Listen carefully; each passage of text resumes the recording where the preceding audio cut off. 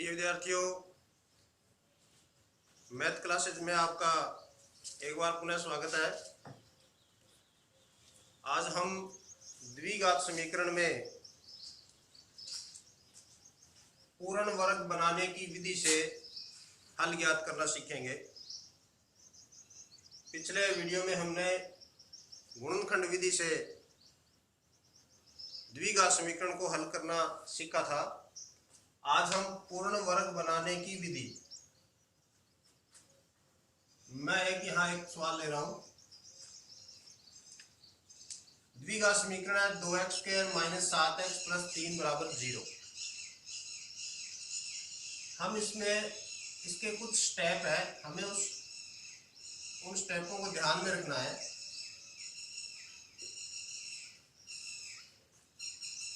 ये हमारे पास द्विघात समीकरण है। सबसे पहले हम क्या करेंगे कि जो अचर पद है, अचर पद को दाएं पक्ष में ले जाएंगे। बाएं पक्ष में हमारे पास क्या होना चाहिए, या इससे पहले पहला स्टेप ये करते हैं कि जो x² है ना, उसका गुणांक 1 होना चाहिए। उसके गुणा में और कोई संख्या नहीं होनी चाहिए, केवल 1 होना चाहिए। यदि उसके साथ में कुछ संख्या या कुछ अंक है, कोई 2 आ गया, 4 आ गया, 6 आ गया, तो उसको सबसे पहले उसको हटा देंगे। हम क्या करते हैं, इसको 2 से भाग लगा देते हैं। यहाँ 2 से भाग लगाएंगे तो ये 2 से 2 कट जाएगा, हमारे पास इसका गुणांक है वो 1 आ जाएगा। तो उसके जितने भी कोई अंक गुणा में है उससे उसको भाग लगा दो। भाग लगाते हैं तो दाएं और बाएं पक्ष दोनों में भाग लगाया जाता है। अब हमारे पास क्या आ जाएगा, x² - 7/2x + 3/2 = 0। 0 में 2 का भाग लगाएंगे, 0 ही आ जाएगा। दूसरा स्टेप हम क्या करेंगे कि अचर पद को दाएं पक्ष में ले जाते हैं। x² - 7/2x - -3/2, ये इधर जाके माइनस का हो जाएगा। अब गुणांक 1 हो गया, अचर पद को दाएं पक्ष में ले गए, ये 2 स्टेप हो गए। अब हम क्या करेंगे, x के गुणांक, x का गुणांक कितना है, 7/2 का आधा। वैसे तो यहाँ इसका गुणांक माइनस का है तो आप माइनस भी लगा सकते हो, ना लगाओ तो भी कोई फर्क नहीं पड़ेगा, क्योंकि इसका आगे जाके स्क्वायर हो जाएगा। स्क्वायर माइनस का प्लस ही होता है, तो इसलिए यहाँ माइनस के चक्कर में नहीं आना आपको। आधा, अब 7/2 का आधा कितना होगा, आधा करते हैं तो 2 का भाग लगाते हैं। जैसे 7/7 में 2 का भाग लगाया, आधा हो गया ये 7/2। अब 7/2 का भी आधा करना हो तो 2 यहाँ लगेगा, तो 7/4 हो जाएगा। कई विद्यार्थी ऊपर गुणा कर देते हैं या इसके बटा में 2 लगा देते हैं, ऐसा नहीं करना है। बटा में कोई संख्या है, हर में कोई संख्या है, तो उसके साथ अगर उसी की संख्या का भाग लगाना तो वो हर के गुणा में आ जाएगा। तो हम यहाँ इसका आधा हो गया 7/4 का वर्ग, दोनों पक्षों में जोड़ने पर हमें क्या करना है, ये स्टेप बहुत ही महत्वपूर्ण है कि जो x का गुणांक है उसका आधा करना है और उसका वर्ग करना है। आधा का वर्ग, वर्ग के बीच में मैंने यहाँ लिखा नहीं है, वर्ग कितना होगा, 7/4 का वर्ग। वर्ग का मतलब ऊपर घात 2 लग जाएगी, या इसको 49/16 भी लिख सकते हैं। एक बार हम 7/4 का स्क्वायर ही लिखेंगे। अब दोनों पक्षों में जोड़ दो इसको, x² - 7/2x + 7/4 का स्क्वायर बराबर -3/2 + 7/4 का स्क्वायर। दोनों पक्षों में जोड़ दिया। समीकरण की विशेषता है कि हम उसको किसी भी संख्या से दोनों पक्षों में भाग लगा सकते हैं, दोनों पक्षों में गुणा कर सकते हैं, दोनों पक्षों में कुछ जोड़ सकते हैं, दोनों पक्षों में कुछ घटा सकते हैं। तो हमने यहाँ जो x का गुणांक था उसका आधा किया, उसका वर्ग किया और दोनों पक्षों में जोड़ दिया। अब हमारे पास क्या आएगा, यहां देखो ये क्या बनेगा, ये एक वर्ग बनेगा। किसका बनेगा, मैं यहां इसको अलग से लेता हूं, minus x square minus 7/2x plus 7/4 का स्क्वायर। अब मैं इसको शॉर्ट में बता दूंगा आपको कि ये किसका वर्ग बनेगा, आपको जैसे करके बताऊंगा। पहले आपको क्या करना है, ये वर्ग किसका बनेगा, यहां से आप x लोगे, पहले पद से स्क्वायर है यहाँ, तो यहां से आपको x लेना है, निशान इसका लोगे और अंतिम पद में जितना वर्ग था और इसके ऊपर वर्ग लगा देंगे, ये संख्या इसका वर्ग बन जाएगी x माइनस 7/4 का वर्ग। अब कैसे बनेगी, ये बन गया a माइनस बी का स्क्वायर। a माइनस बी का स्क्वायर होता है a square minus 2ab plus B square. a square यानी x का स्क्वायर माइनस 2 इंटू ए की जगह x इंटू 7/4 प्लस 7/4 का स्क्वायर। 2 से ये कट गया, 7/2x प्लस 7/4 का स्क्वायर। ये देखो ये, यानी हमने इसको ये लिख दिया, इसको ये लिखा जा सकता है, इसको यदि ये लिखा जा सकता है तो इसको ये भी लिखा जा सकता है। तो अगर इसका स्क्वायर खोलेंगे तो वापस यही आ जाएगा। तो इसको हमने वर्ग बना दिया, यहाँ पूर्ण वर्ग बना दिया, ये पूर्ण वर्ग बन गया। ये x, ये जो संख्या थी हमारे पास, ये इसका वर्ग बन गया। तो इसकी जगह ये लिख सकते हैं, इसकी जगह ये लिखा जा सकता है x माइनस 7/4 का स्क्वायर बराबर माइनस 3/2 प्लस इसका स्क्वायर कर देते हैं 49/16।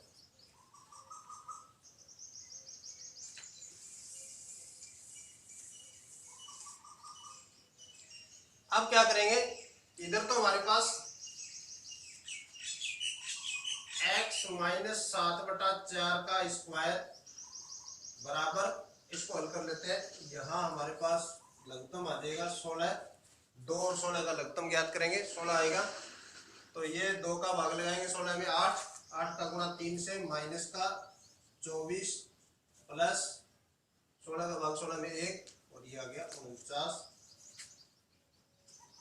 x माइनस 7/4 का स्क्वायर बराबर 49 में से 24 घटा दो 25 आ जाएगा, बट्टा में 16।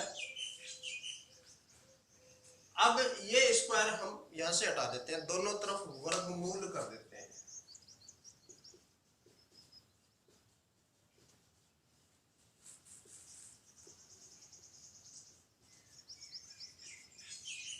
इसका वर्गमूल आएगा x माइनस 7/4।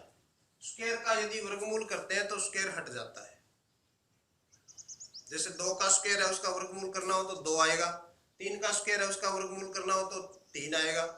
ऐसे यदि x माइनस 7/4 का स्क्वायर है और उसका वर्गमूल करना है तो स्क्वायर हट जाएगा। और 25 का वर्गमूल क्या आएगा, 5, और 16 का वर्गमूल होता है 4। और यहाँ वर्गमूल में प्लस और माइनस दोनों ही आ सकते हैं। क्यों आ सकते हैं, जब हम जैसे हमने 25 का वर्गमूल करते हैं, हम अमूमन 5 लिखते हैं,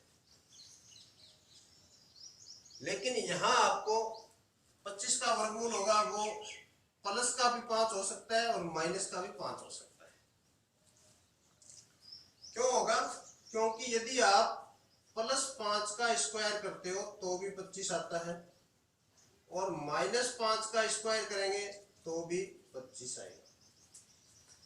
क्योंकि माइनस 5 का स्क्वायर -5 इंटू -5 प्लस का 25 आएगा और 5 का स्क्वायर करेंगे तो 5 इंटू 5 भी 25 आएगा। इसलिए 25 5 का स्क्वायर 25, 25 का वर्गमूल 5, माइनस 5 का स्क्वायर 25, 25 का वर्गमूल माइनस 5। यानी किसी भी संख्या का यदि वो पूर्ण वर्ग है, उसका यदि वर्गमूल ज्ञात करते हैं तो वो प्लस का भी आ सकता है और माइनस का भी आ सकता है, क्योंकि प्लस का भी वर्ग होता है, वो प्लस का होता है, और माइनस का वर्ग भी प्लस का होता है। तो यहां हम प्लस भी लेंगे और माइनस भी लेंगे एक बार। अब यहां से हमारे पास दो उत्तर आएंगे। पहला हम प्लस का निशान लेते हैं, धनात्मक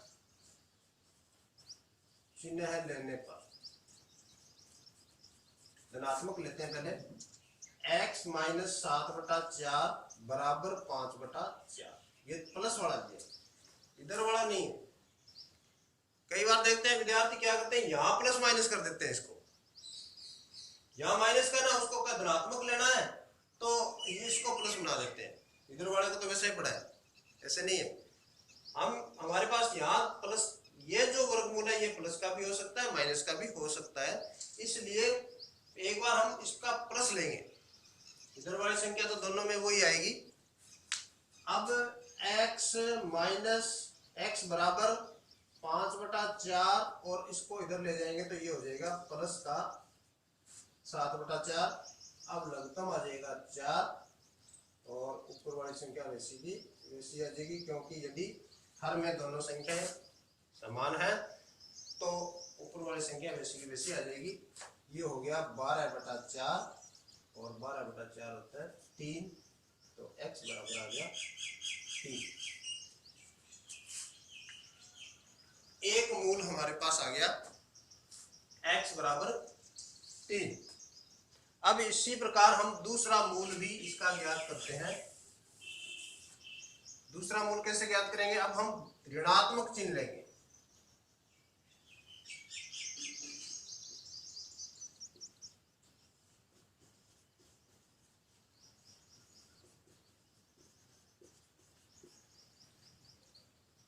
ऋणात्मक में x माइनस 7/4 बराबर माइनस का 5/4।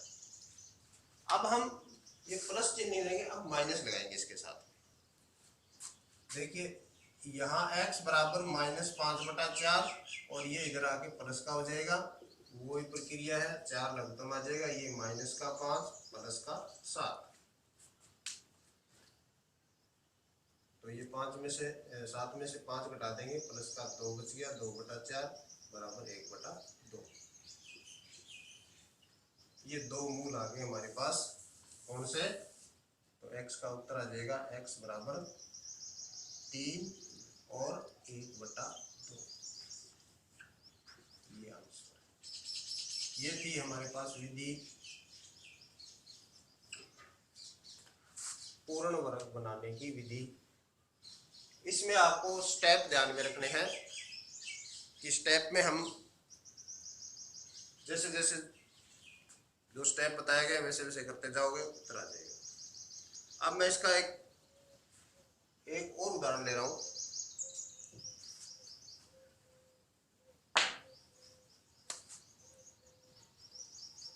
इससे आपको थोड़ा सा रिवाइज हो जाएगा।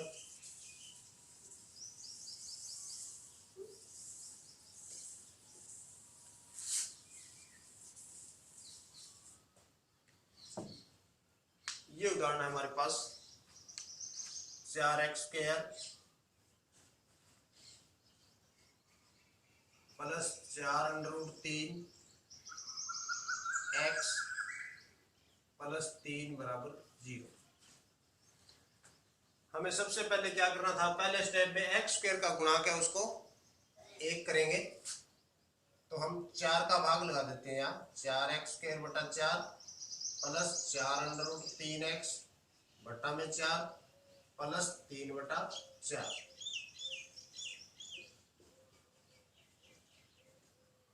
बराबर 0। ये हो गया x² प्लस √3x और इसको मैं इधर ले जाता हूँ, माइनस का हो जाएगा 3/4, क्योंकि अचर पद को दाएं पक्ष में ले जाते हैं। पहला तो इसका गुणांक x कर दिया, 1 कर दिया, फिर अचर पद को इधर ले गए, तो अचर पद अब हमारे पास 3 नहीं रहा, 3/4 है। अब हम क्या करेंगे, x के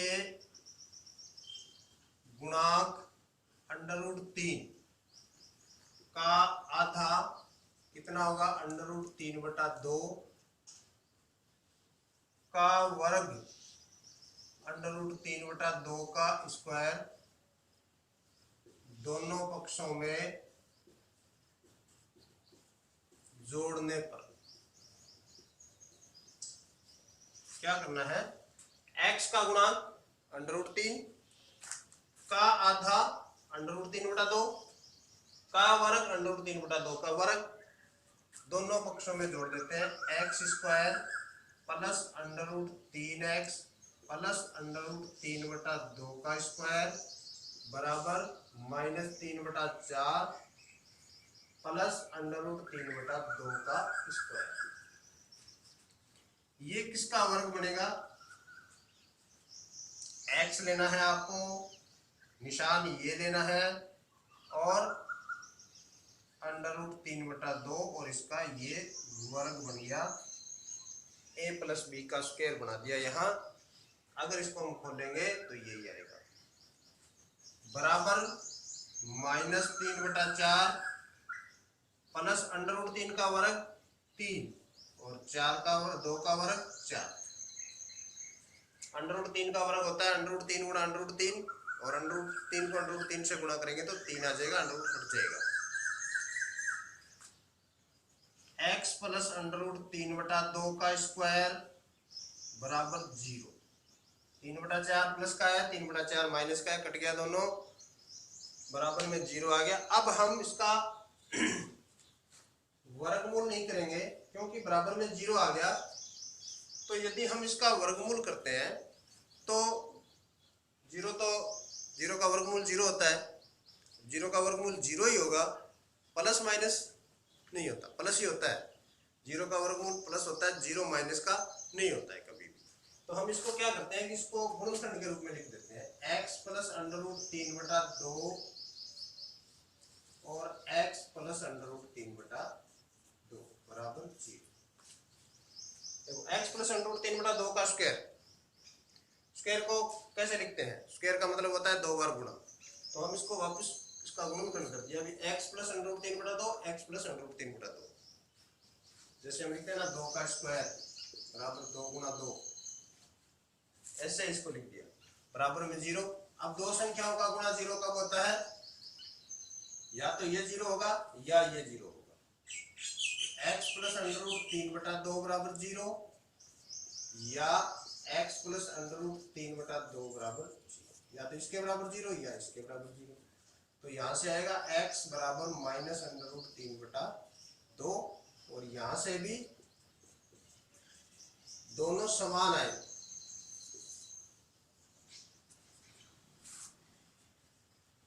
मान तो 2 है लेकिन दोनों समान है।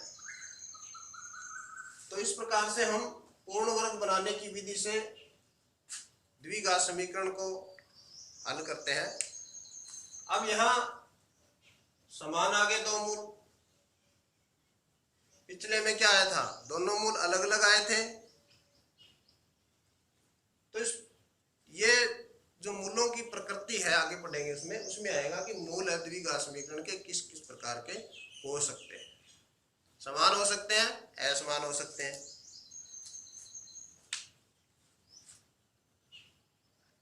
तो अब इसके सवाल है और आगे भी उनको हल कीजिए।